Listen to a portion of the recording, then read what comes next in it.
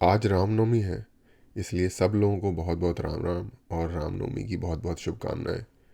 अम, हो सकता है जब तक पोस्ट करूँ शायद दूसरा दिन हो, लेकिन बता दिया, विश करना था इसलिए। एक बहुत इंटरेस्टिंग वीडियो दिखी मुझे, नीतीश राजपूत की। रिसेंटली उनका बहुत अमेजिंग कंटेंट आया है पिछले कुछ महीनों में।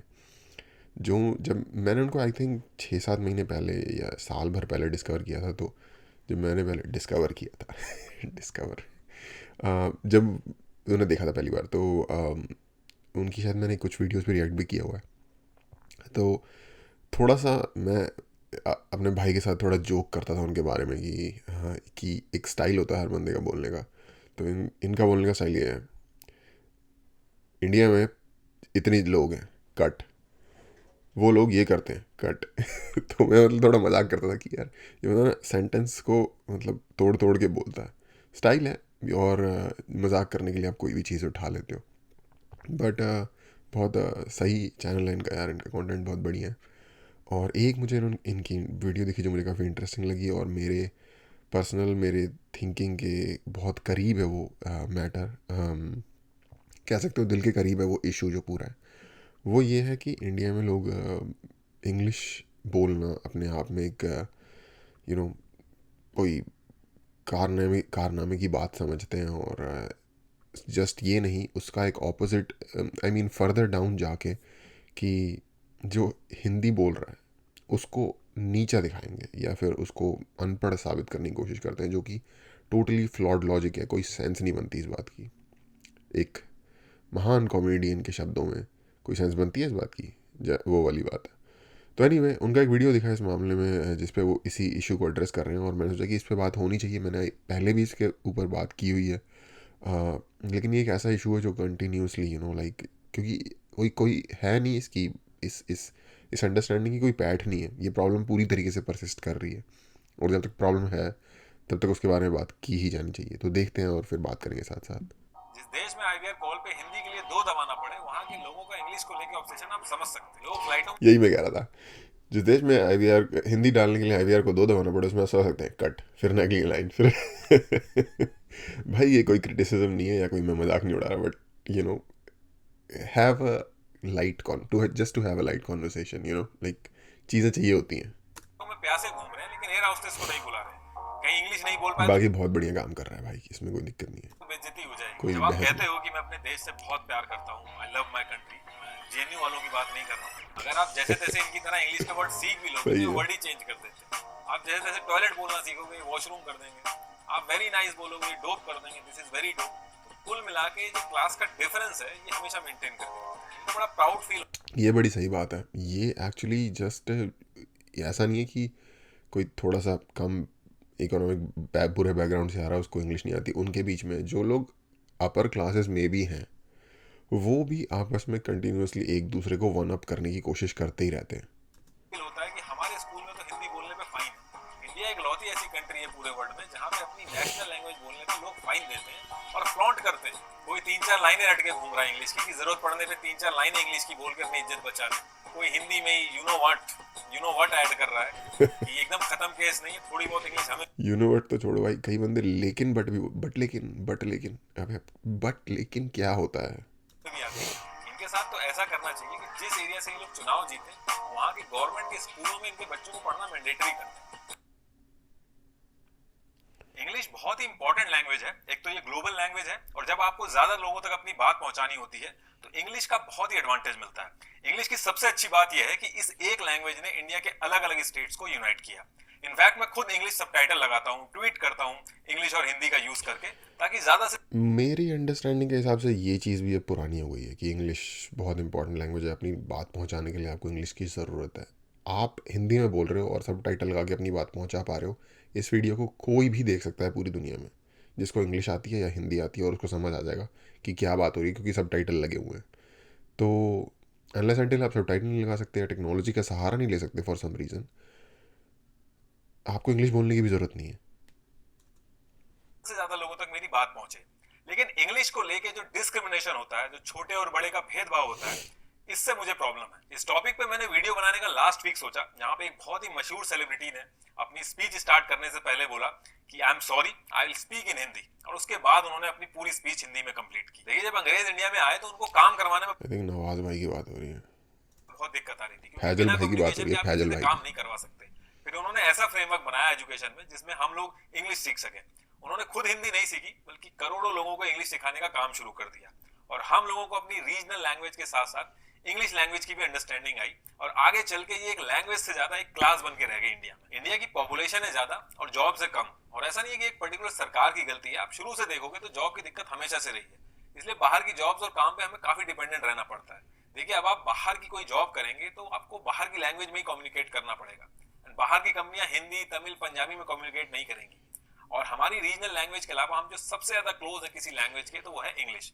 और इसलिए हमने बाहर की इस पे थोड़ी बात कर लेते हैं कि बाहर की कंपनियों पे क्यों काम करना पड़ता है। हालांकि ये लैंग्वेज रिलेटेड इशू नहीं है, ये इकोनॉमी रिलेटेड इशू है या इकोनॉमिक्स से रिलेटेड इशू है, लेकिन थोड़ा सा 4 लाइनों में इसको समझो। अगर इस पे आपको हो क्यूरियोसिटी कि यार बाहर की ही कंपनी पैसे क्यों है और बाहर की ही कंपनियों के लिए क्यों काम करना पड़ता है। बेसिकली इंडिया में ना पैसे की कमी नहीं है, इंडिया में पूंजी सॉरी इंडिया में रिसोर्सेज की कमी नहीं है, इंडिया में पूंजी की कमी है, या कैपिटल कह लो। पैसा एक और कैपिटल दो डिफरेंट चीज़ें होती हैं, बाय द वे। डेफिनेशन उनकी, पैसा करेंसी है और कैपिटल पूंजी कैपिटल है। तो वो क्यों है? क्योंकि देखो, ऐसा नहीं है इंडिया चीज़ें प्रोड्यूस नहीं करता, रिसोर्स रिच नहीं है, बट फॉर एग्जांपल इंडिया मान लो 1,000 टन गोभी प्रोड्यूस करता है या वीट प्रोड्यूस करता है। बेल्जियम या एक बहुत बड़ी कंपनी है ASML, डच कंपनी है, लिथियोग्राफी मशीन्स बनाते हैं, जो कि सेमीकंडक्टर्स के जो वेफर्स होते हैं उनको बनाने के लिए वो मशीन से बनाई जाती हैं। वो कंपनी बनाने वाली कंपनी ASML एक मशीन बनाएगी जो कि एक ट्रक, छोटे से मिनी बॉक्स ट्रक जो होता है, उसके ऊपर ट्रांसपोर्ट की जा सकती है एक जगह से दूसरी जगह। और इंडिया में मान लो 10,000 टन एक पूरा का पूरा जहाज़ भर के या कई कंटेनर भर के अनाज जा रहा है या कोई सब्जी जा रही है, इतना प्रोडक्शन हो रहा है। वो मशीन कई गुना ज़्यादा महंगी होगी उस 10,000 टन अनाज से। इंसानी रूप में वैल्यू उस अनाज की, क्योंकि सर्वाइवल करना है, ये मेरी अंडरस्टैंडिंग है, मैं समझता हूँ इस बात को। लेकिन मॉडर्न दुनिया की जो मॉडर्न टेक्नोलॉजी बेस्ड इकोनॉमीज़ हैं, उनके ऊपर, उनके लिए वो जो छोटी सी लिथोग्राफी मशीन है जो ASML ने बनाई है, उसकी वैल्यू ज़्यादा है मुकाबले कि उस अनाज के, यू नो, आज की जो का जो ज़माना है। तो इस वजह से पूंजी दूसरे देशों में हम वैल्यू ऐड नहीं करते चीज़ों में। अगर किसी लोगों को ये प्रॉब्लम है ना, कभी उनके दिमाग में क्यूरियोसिटी आती है कि यार इंडिया, मतलब हमारे यहाँ पे इतनी बड़ी कंपनीज क्यों नहीं बन रही, या फिर हमारे यहाँ लोग काम क्यों नहीं करने आ रहे, क्योंकि हम उस लेवल पे चीज़ों में वैल्यू एडेड चीज़ें नहीं प्रोड्यूस कर रहे आज के टाइम पे। कंट्रीज जो होप इंग्लिश फ्यूचर में बोलने वाली करेंगे, हो कंट्रीज हैं, सकता है। उनको software support, tech support, BPO वगैरह का सपोर्ट दिया। इसलिए जो लोग इंग्लिश अच्छे से बोलते थे उनका डेवलपमेंट ज्यादा तेजी से हुआ। इंग्लिश बोलने वालों के साथ एडवांटेज इसलिए था क्योंकि इंग्लिश में कोडिंग करना, बाहर के क्लाइंट्स की रिक्वायरमेंट समझना, या फिर कॉल सेंटर के थ्रू टेक सपोर्ट देना आसान होता था। धीरे धीरे सब समझ गए कि जॉब चाहिए तो इंग्लिश आनी चाहिए, और यहीं से ये क्लास डिफरेंस शुरू होने लगा। पुअर कम्युनिकेशन बोलना स्टार्ट कर दिया अगर कोई इंग्लिश नहीं बोल पा रहा है। एक मशीनरी की जॉब जिसमें इंग्लिश छोड़ो बोलने तक की जरूरत नहीं है, उसमें भी एक हिंदी बोलने वाले को रिजेक्ट करके इंग्लिश बोलने वाले को प्रेफरेंस मिलने लगे। अगर मैं नेटिव स्पीकर्स की बात करूं तो इंग्लिश सबसे ज्यादा बोले जाने वाली लैंग्वेज नहीं है। पहले पे चाइनीज आती है, दूसरे पे स्पेनिश, स्पेनिश चाइनीज़। आती है, तीसरे पे इंग्लिश आती है, और चौथे पे हिंदी आती है। अगर आपको इंग्लिश नहीं आती तो इसका सिंपल सा मतलब है, ये भी अगर किसी को नहीं पता, नेटिव लैंग्वेज की बात हो रही है, सीखी हुई लैंग्वेज की बात नहीं हो रही। नेटिव मतलब जो उस लैंग्वेज की फैमिली में पैदा हुआ है, जहाँ वो पैदा हुआ था, घर वाले भी उसी लैंग्वेज में बात कर रहे थे, फैमिली वाले भी उसी लैंग्वेज में बात कर रहे थे अपनी डे टू डे कॉन्वर्सेशन में, ना कि किसी कि प्रोफेशनल आपको कोई कॉन्वर्सेशन और में। लैंग्वेज आती है। हमारे प्रधानमंत्री यूएन में जाके हिंदी में भाषण देते हैं। इनफैक्ट दुनिया भर के लीडर्स अपनी अपनी लैंग्वेज में भाषण देते हैं, और कोई भी अपनी स्पीच शुरू करने से पहले सॉरी नहीं बोलता। कुछ टाइम के लिए मैं फ्रांस में था, तो वहां पे हर एक चीज फ्रेंच में लिखी होती है, और एक ओ, पॉइंट से दूसरे पॉइंट जाने में आपको काफी दिक्कत होती है। और फ्रेंच बंदे तो अगर आपने फ्रेंच के अलावा कोई और भाषा फ्रांस में जाके बोली तो आपको ऐसे देखेंगे जैसे आपने उनकी किडनी मांग ली उनसे। ऐसे टाइम में आप ट्राई करते हो कि एटलीस्ट इंग्लिश, जो कि ग्लोबल लैंग्वेज है, उसी में कम्युनिकेट करो। वहां नहीं पे हो सकता। सबको इंग्लिश आती है, एटलीस्ट इतनी तो आती है कि अगर आप मैप में रख के कहो कि हेयर, तो इतना वो समझ जाए। लेकिन उसके बाद भी मेरी कोई हेल्प नहीं कर रहा। तो फिर वहां के फिर जो इंडियंस थे उन्होंने मुझे सजेस्ट किया कि अगर आपको कुछ पूछना हो तो आप तुपा लॉन्ग ले, ये वर्ड ऐड कर दिया करो, और इसके बाद अगर आप पूछोगे तो आपको हेल्प मिलेगी। और मैंने Tu parles anglais, it means कि do you speak English.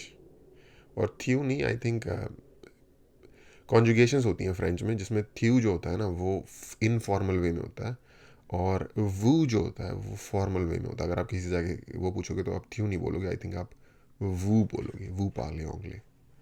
But ये भाई थोड़ा ट्रैवल कर रहे होंगे तो लाइक इतना ध्यान नहीं देते लोग, बट जनरली जो क्लासिकल तरीका है वो ये है, वू पाले होंगे अगर आप फॉर्मल किसी बंदे से बात कर रहे हो. यही चीज ऐड करी और वहां के लोग मेरी हेल्प करने लगे. इस लाइन का मतलब था कि आपको इंग्लिश आती है. अब आप समझ सकते हो कि इस तरीके से वो अपना कल्चर, अपनी लैंग्वेज को प्रिजर्व करके रखते हैं. ना चाहते हुए भी आज तक ये लाइन उन्होंने मुझे याद करा दी और एक ऐसा माहौल बना दिया कि फ्रांस में अगर आप हो तो आपको फ्रेंच आनी चाहिए. और ये बात सही भी है कि जिस देश में आप पैदा हुए हो तो ये एक शर्म की बात है. लेकिन हमारे यहाँ दूसरा माहौल है. लोग हिंदी नहीं आने को फ्लॉन्ट करते हैं कि हम हिंदी में अपना नाम तक नहीं लिख पाते. आप अपने आसपास नोटिस करिए कि जो लोग आपके क्लोज हैं, जो हर चीज में आपकी मदद करते हैं, जैसे कि आपके माँ बाप, आपके दादा दादी, आपकी मेड, सफाई करने वाले, आपकी सोसाइटी का गार्ड, ज्यादातर इन्हीं की इंग्लिश कमजोर होती है. जब आप किसी की खराब इंग्लिश का मजाक उड़ा रहे होते हैं तो उस टाइम पे आप अपने घर वालों का भी मजाक उड़ा रहे होते हैं और साथ ही साथ उनका भी मजाक उड़ा रहे होते हैं जो दिन रात आपकी सेवा में लगे हुए हैं. इससे पहले कि मैं आपको आगे बताऊं, इस वीडियो के स्पॉन्सर के बारे में बात कर लेते हैं. थोड़ा आगे अगर चलते हैं, यहाँ पे प्रमोशन आ रही है वैकेंसी जो टेक्स एंड जो कि हमारे बिजनेस की सब्जेक्ट से रिक्वायरमेंट रिलेटेड बट नहीं है. ग्रेड में अपनी guaranteed salary of that's how checkout rate. I love my country, ये भी हमारे देश का वालों की बात. जब आप कहते हो कि मैं अपने देश से बहुत प्यार करता हूँ, आई लव माय कंट्री, मैं जेएनयू वालों की बात नहीं कर रहा हूँ, बाकी लोगों की बात कर रहा हूँ. तो ये जो रीजनल लैंग्वेजेस हैं ये भी हमारे देश का ही पार्ट है. और जब आप अपनी रीजनल लैंग्वेज बोलने वालों को नीचा यार जेएनयू में भी होते होंगे कुछ लोग यार जो देशभक्त होते हैं, सारे चोर थोड़ी इकट्ठे हुए होंगे वहाँ पे. दिखाते हो तो एक तरह से आप अपने देश को भी नीचा दिखा रहे होते हो. आप अपनी जेब से एक नोट निकाल के एक बार ध्यान से देखना, उसमें 17 लैंग्वेजेस मेंशन है और हिंदी और इंग्लिश को बड़े फॉन्ट में दिखाया गया है. वो ऐसे ही नहीं दिखाया गया है, वो उस लैंग्वेज की डोमिनेंस को दिखाया गया. हमारे सेलिब्रिटी, नेता, सबको पता है कि इंग्लिश नहीं आने पे इंडिया में डिस्क्रिमिनेशन होता है, डिसएडवांटेज होता है. उसके बाद भी इसके लिए कुछ नहीं करते, सिर्फ अपने भाषणों में रखते हैं हिंदी को, वो किसी भी चीज़ के बारे में क्या करते हैं, नफरत फैलाने के लिए, और अपने बच्चों को बाहर भेज देते हैं पढ़ने के लिए. इनके साथ तो ऐसा करना चाहिए कि जिस एरिया से ये लोग चुनाव जीते वहां के गवर्नमेंट के स्कूलों में इनके बच्चों को पढ़ना मैंडेटरी कर दें. क्योंकि इनके बच्चे जब बाहर से पढ़ के वापस आते हैं तो सबसे ज्यादा डिस्क्रिमिनेशन वही करते हैं. अगर आप जैसे तैसे इनकी तरह इंग्लिश के वर्ड सीख भी लोगे तो ये वर्ड ही चेंज कर देते हैं. क्योंकि ये तो कॉमन आदमी भी बोल रहा है, इसमें हमारे बाहर से पढ़ के आने का क्या फायदा हुआ. ये वर्ड ही चेंज कर देते हैं, उसकी जगह दूसरा वर्ड ले आते हैं. आप जैसे तैसे टॉयलेट बोलना सीखोगे, वॉशरूम कर देंगे. आप वेरी नाइस बोलोगे, डोप कर देंगे, दिस इज वेरी डोप. तो कुल मिला के जो क्लास का डिफरेंस है ये बाय द वे टॉयलेट और वॉशरूम यूएस और यूके का डिफरेंस है बाय द वे. हमेशा मेंटेन करके रखते हैं. इसकी वजह से कुछ बच्चे तो अपने माँ बाप से ही नहीं मिलवाते हैं किसी को, क्योंकि उनकी इंग्लिश वीक है. हमारे दोस्तों को पता चल जाएगा कि हमारी फैमिली का स्टैंडर्ड बहुत लो है और इसमें माँ बाप भी शामिल हैं. इनको बड़ा प्राउड फील होता है कि हमारे स्कूल में तो हिंदी बोलने पे फाइन है. इंडिया एक लौती ऐसी कंट्री है पूरे वर्ल्ड में जहां बोलने पे लोग फाइन देते हैं और फ्लॉन्ट करते हैं. अपने रिश्तेदारों को बताते हैं कि हमारे बच्चे के स्कूल में तो हिंदी बोलने पे फाइन है.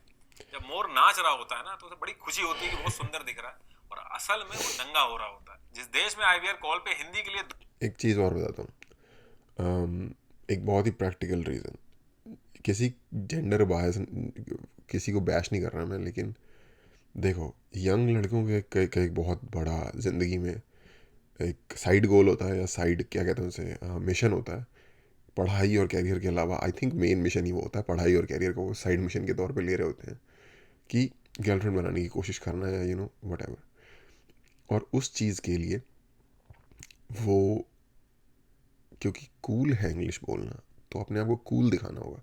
जैसे मोर का इन्होंने एग्जांपल दिया कि मोर जब नाच रहा होता है तो वो नंगा हो रहा होता है, बट उसे लग रहा है कि मैं कूल लग रहा हूँ. तो जो मोर वाला जो वो एक्शन कर रहे हैं वो बेसिकली उनके भी मेटिंग की प्रैक्टिस होती है मोर में, वो उस चीज़ की एक लाइक प्रैक्टिस है. तो लड़के के लिए भी एक नेचुरल फिनोमिनन है. तो वो भी जो फ्लॉन्ट कर रहा है ना, वो फ्लॉन्ट करने के लिए अपने आप को बेटर दिखाने के लिए कोई चीज़ चाहिए, तो वो इंग्लिश है, क्योंकि इंग्लिश कूल है समाज में, लड़कियों में स्पेशली. जो इंग्लिश एक चुल होती है इंग्लिश बोलने की. तो आई डोंट नो क्यों है ये, बट ऐसा है.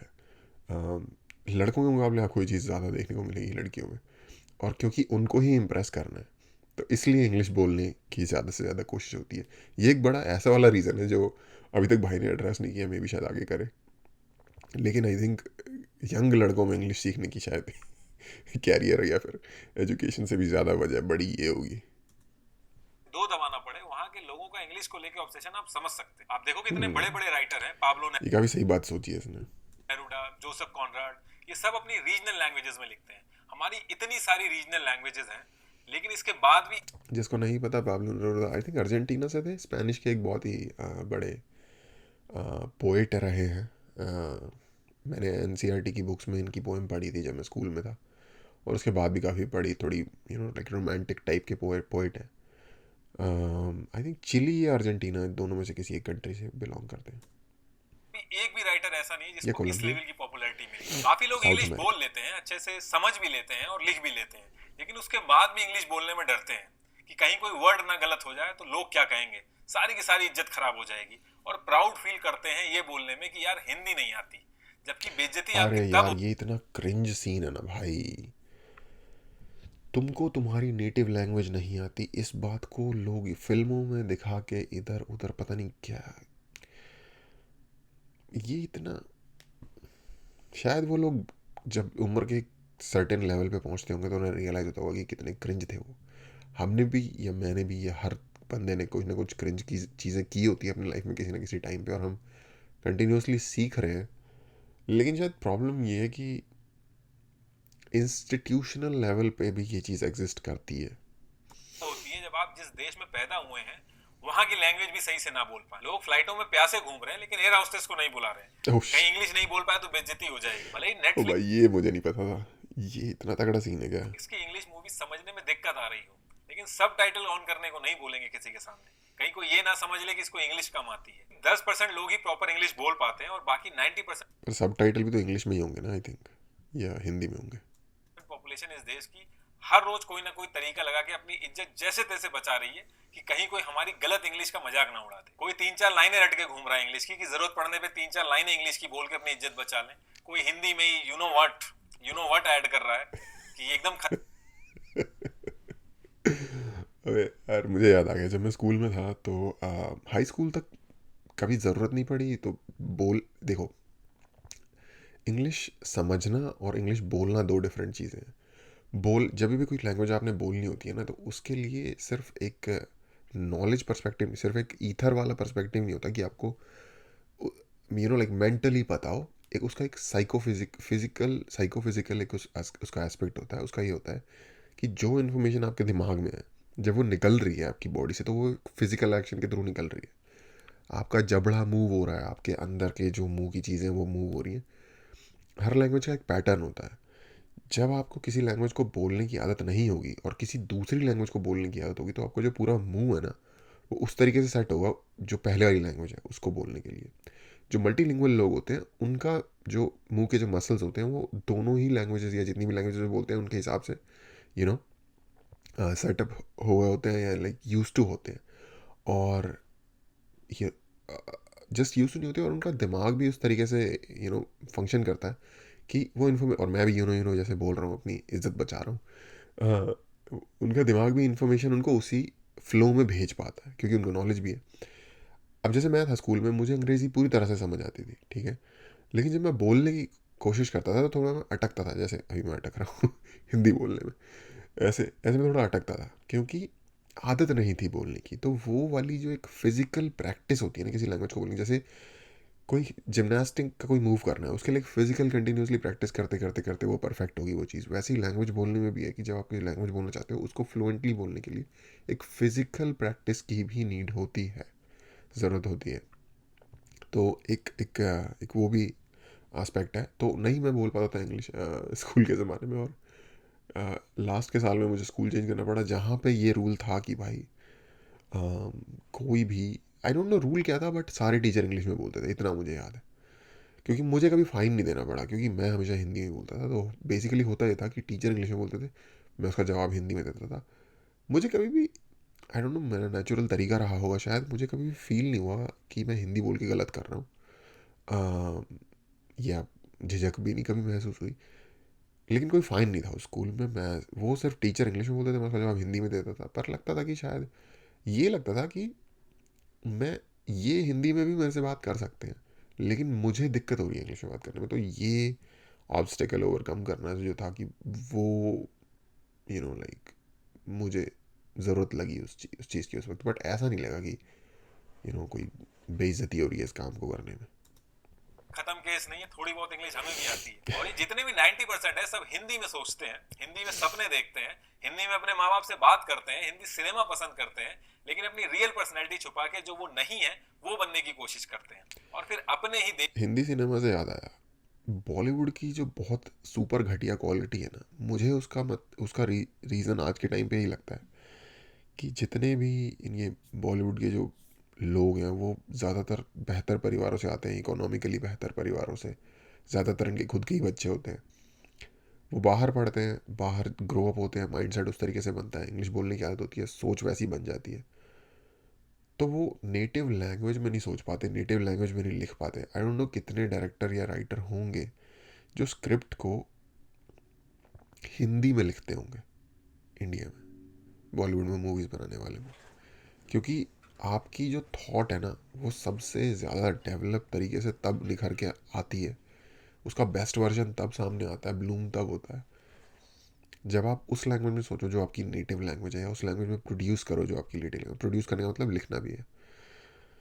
तो आई डोंट नो, मुझे लगता है कि एक बहुत बड़ा हमारे सिनेमा के जो डिक्लाइन है उसकी कंसिस्टेंटली घटिया क्वालिटी की एक बहुत बड़ी वजह नेटिव लैंग्वेज से उसका जो अलगाव है वो भी हो सकता है।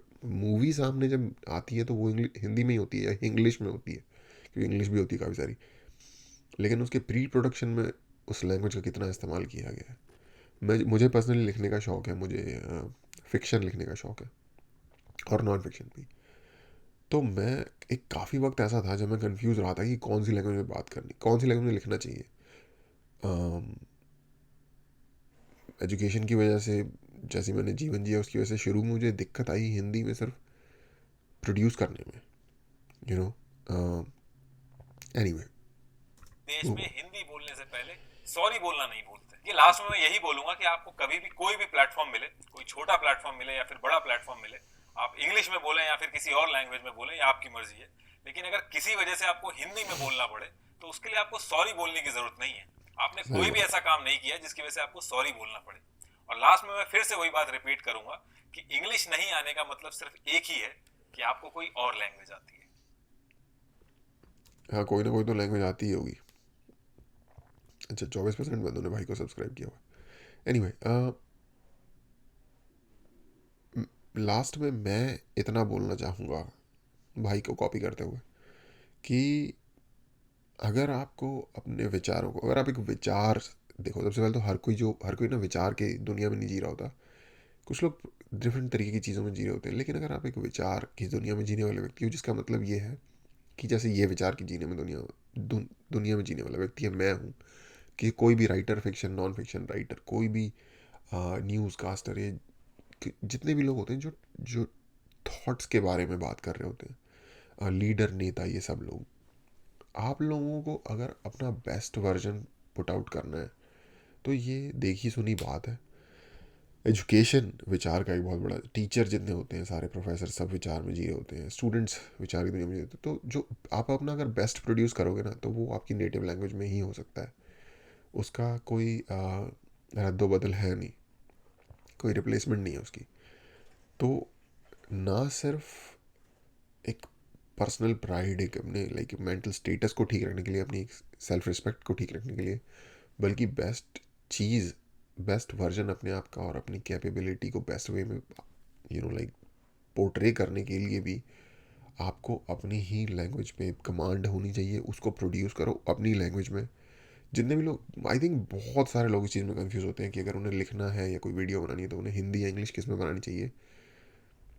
अपनी लैंग्वेज में जितना बेटर आप बना सकते हो उतना आप किसी लैंग्वेज में नहीं बना सकते। आपको शायद लगता होगा इनिशियली कि किसी और लैंग्वेज को मैं ज़्यादा अच्छा, उसमें आप वर्ड यूज़ कर लो, वोकैबुलरी यूज़ कर लो किसी और लैंग्वेज की, बट जितनी अच्छी पकड़ आपकी अपनी खुद की लैंग्वेज में है उतनी अच्छी पकड़ किसी और लैंग्वेज में होना, विदेशी स्पेशली, या आपकी जो सेकंड लैंग्वेज है उसमें होना, आई डोंट थिंक कि पॉसिबल है। और ये नहीं है कि इंडियन बंदा है तो उसकी हिंदी में लैंग्वेज, अगर आप घर में पैदा हुए थे किसी ऐसे घर में जहाँ हिंदी नहीं कोई और भाषा बोली जा रही थी, और मैं यहाँ मेरा ये मतलब नहीं है कि तमिल या मराठी, ये मतलब है कि मान लो आप किसी ऐसे घर में पैदा पैदा हुए जहाँ माँ बाप बचपन से फ्रेंच बोल रहे थे, आपके साथ भी आपस में भी, और उनके पर्सनल विचार भी फ्रेंच में थे, for what ever reason, may be आप पुश्तों से फ्रांस में रह रहे हो या क्यूबेक कनाडा में रह रहे हो, तब आप शायद फ्रेंच में ही बेस्ट प्रोड्यूस करोगे। एक बहुत ज़बरदस्त स्टैंड अप कॉमेडियन है कनाडा में, क्यूबेक मॉन्ट्रियल से बिलोंग करते हैं, उसका नाम है, उसका स्टेज नेम है शुगर सैमी, रियल नेम मुझे याद नहीं है इस वक्त। बहुत ज़बरदस्त कॉमेडियन है और फ्रेंच में कॉमेडी करता है और इंग्लिश में भी करता है, क्योंकि मॉन्ट्रियल एक बहुत ही मल्टीलिंगुअल सिटी है, बहुत नहीं मतलब दोनों ही लैंग्वेज में फुल कमांड होती है उन लोगों की, फ्रेंच और इंग्लिश, उनकी ज़रूरतें ऐसी हैं। बहुत अच्छा कॉमेडियन है, तो वो फ्रेंच में भी बहुत अच्छी कॉमेडी करता है, इंडियन ओरिजिन का है, शुगर सैमी नाम है बंदे का, पंजाबी ओरिजिन का है शायद, बट फ्रेंच में amazing, he does stand up, like, and he is very popular. तो ऐसा हो सकता है जैसा मैंने एग्जांपल दिया। तो आप अपना बेस्ट अपनी ही नेटिव लैंग्वेज, जो आपकी नेटिव लैंग्वेज है उसमें प्रोड्यूस करोगे, जिसमें कि आप बड़े हुए हो जिसको बोलते हुए। तो आई थिंक, आई होप किसी को हेल्प करे।